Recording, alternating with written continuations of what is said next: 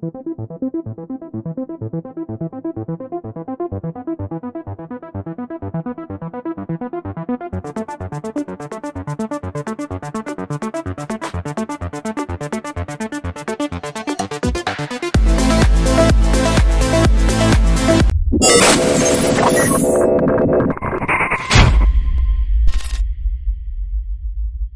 there, Loy Machedo speaking to you from loymachedo.com. Who's Loy Machedo? Think Personal Branding. Okay, the links for the article is given down in the description, but I'll read this article to you. It was given to me by my friend Mazhar Farooqi, who is an award-winning journalist both in the Middle East as well as in India. Okay, so the title says the Siddique Kappan case and the assault on Indian's constitution. So I'll read it out to you, so you don't have to read it, and give me your thoughts. What do you think? Okay, I'll read it exactly the way it is. Police accusations against the journalist, if accepted by the courts, will push the boundaries of what is legally credible and rewrite free speech guarantees. Okay, Siddique Kappan wrote many of the things I write about. India's majoritarian turn and discrimination against Muslims. That he is in jail and I am not reflects my privilege as a Hindu and as a journalist writing in English. So the guy who wrote this is a Hindu and he's a journalist. Okay. Kapan, who has been in jail for a year, facing charges that include sedition, conspiracy to incite violence, outraging religious feelings, and sundry terrorism charges. If he could face such a charge merely for doing his job, so could we all. Kapan was picked up by the police in Uttar Pradesh while on his way to a site of an alleged gang rape and murder of a young Dalit woman in the village called Hathras, the kind of journey all reporters make in the course of their job. In December 2020, the Uttar Pradesh police told the Supreme Court that Kapan, a family man of modest means, was not a journalist but only posed as one. But Kapan very clearly was a journalist with a decade's worth of reporting under his belt.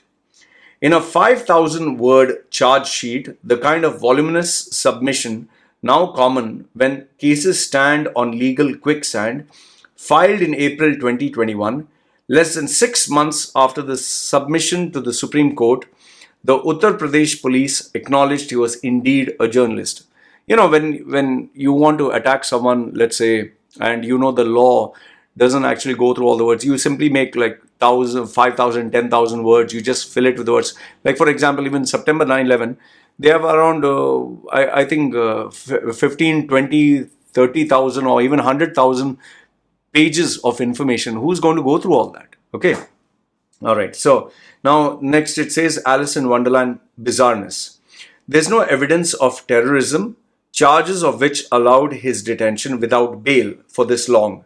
So the police have doubled down on the charges of incitement against Kapan, but in doing so, the argument they present against him wanders from the realm of legal possibilities to an Alice in Wonderland bizarreness, off with his head for no reason. Okay, so when they couldn't get one, they brought in another, and then they brought another charge, whatever. Okay. In this writing, the Muslims have been portrayed as victims who were beaten up by the police and were asked to go to Pakistan. It is evident from this writing that it has been done to incite Muslims, says the charge sheet filed in April, the contents of which were revealed in the Indian Express this week. This is a very common, I think, phrase that they use if they get any Muslim or they don't like, go back to Pakistan, get out of India. See, I'm not saying that there are no terrorists. I'm not saying there are no Pakistan-sponsored people who are doing harm in India. I agree with you that there are certain Muslims who have extreme tendencies and they believe in this love jihad. I'm not denying all this. But when you catch a family man, a reporter who's doing his job, that is wrong. See, this is where, you know, that thin red line just vanishes, and then you can manipulate the law for anything that you like. If you don't like someone, you can just arrest them. The writings of Siddique Kappan, to a great extent, can be classified as communal, says the charge sheet. During riots, taking the name of a minority and talking about such events related to them can incite sentiments. Responsible journalists do not do such communal reporting. Kapan only reports to incite Muslims, which was a hidden agenda of the PFI, Popular Front of India. Some stories have been written to sympathize with Maoists and communists. See, here's the thing. You must know that Hindu BJP, I don't know, some minister or something said, we must rape these girls and we must, kill these Muslims. When they say that, it is okay. See, like I said, it doesn't matter to me whether it's a Muslim person getting the seat or a Hindu person or Christian or atheist or whatever, as long as it's good for the country. But saying rape anybody or harm anybody, that shouldn't be acceptable. I mean, what kind of stupidity is this, that we are okay with someone saying rape this person just because they are from your religion or your party? This is wrong. Okay, coming back to this. Nothing in these accusations is remotely or otherwise a crime. Writing on a subject is called a beat or an interest. The Popular Front of India is not a banned organization. Sympathizing with someone or an organization, whether banned or not, and communists are not proscribed, and it is not a crime. See, it very clearly says here. I mean, I don't understand what is freedom of expression now in India. Like, if you, let's say, support Muslims and say that they are not guilty, and you say this BJP person, or not all, this person committed a crime. So is this anti-national, or you're not supposed to say that? It just doesn't make sense. It's like everything should be fanned towards the popular party, only then you are saved. The police accusations against Kapan, if accepted by the courts, will not just further push the boundaries of what is legally credible, but it will fundamentally undermine or rewrite India's constitution, which is actually happening right now, unfortunately. Article 19(1) of the Constitution guarantees, with exceptions, of course, freedom of speech and expression. The freedom of press is not specifically guaranteed, but that is because Baba Saheb Ambedkar, chairman of the committee that drafted the Constitution, believed no special mention of press was needed since it was guaranteed to every citizen. If any of the accusations against Kapan is a crime, every journalist and every Indian could be arrested and accused of anything that police deem to be illegal, regardless of what the Constitution and the law says. This is the big thing that almost every Indian should be afraid of. See, today maybe it doesn't affect you because your political party or your religious group is not being touched. I'll tell you, tomorrow it can come back and haunt you. If things are not kept fair, then you will one day maybe become a victim. We always like to think, nothing bad is going to happen to me. It'll only happen to others. No. When your day comes, it'll never warn you. The attempt to rewrite what is a crime has been previously made by many police forces in India. Some of them have accepted by district to Supreme Courts, referencing extra legal arguments that range from jihadi mentality to collective consciousness. This is another term that is being used by the BJP, especially hardliners, that jihadi, and if they don't like someone who's Muslim, oh, he's a jihad, he's a leftist, he's a communist, he's a Pakistani sponsored, he's George Soros. I mean, come on, man. Is that the best we can come up with? Criminalizing journalism. The concerted effort now underway to criminalize journalism itself are most apparent in Uttar Pradesh, where Kapan is incarcerated, and Kashmir, where the tide of state criminality against journalism is most apparent. Yeah, in Uttar Pradesh, Kashmir, I think even in Gujarat also there's some problem over there. In Kashmir, an assault on journalism has grown exponentially over the last 2 years since the region's special constitutional status was removed and the state reduced to a union territory governed directly from New Delhi. Kashmiri journalists have faced criminal charges, including under India's draconian anti-terror law, for merely reporting stories. They have been slapped, detained, and sometimes even at gunpoint, threatened, and police pressure brought to bear on their families. Entire topics are off limit, and in one Kashmir district, journalists can no longer even call themselves journalists unless they are registered with the local authorities. Okay, the last page. As the saying goes, whatever happens in Kashmir today happens in the rest of India tomorrow.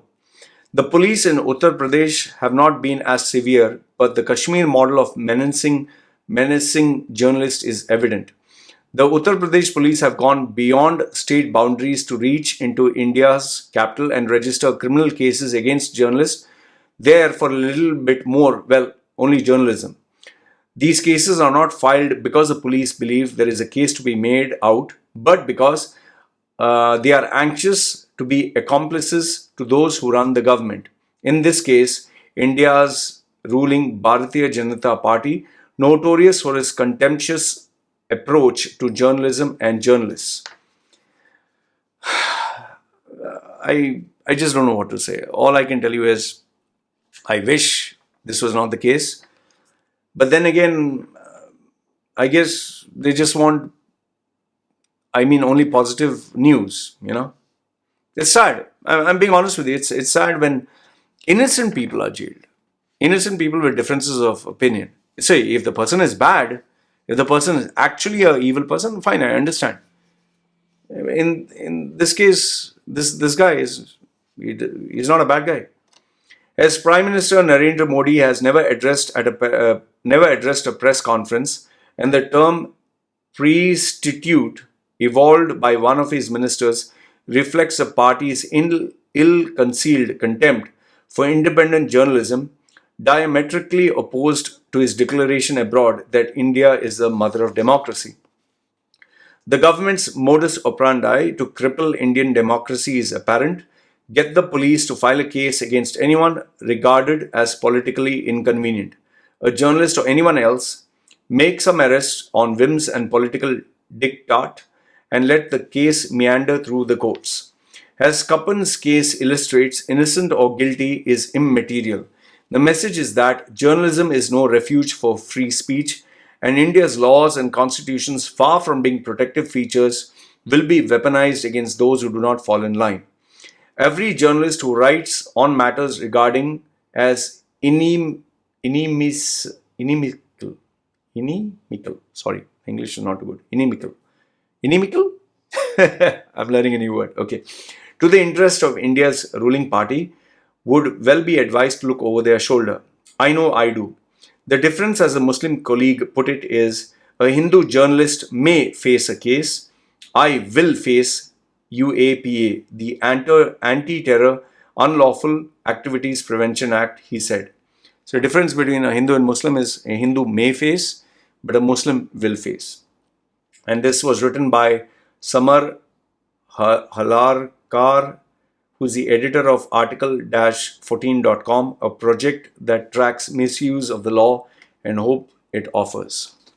Anyway, I read this article. Links will be put down below. Do let me know your thoughts, whether this is right or wrong. Like I said, I just want to be fair, and I genuinely want the best for India or anyone else. Let me know what are your thoughts. Love to hear from you. This is me signing off. You guys take care.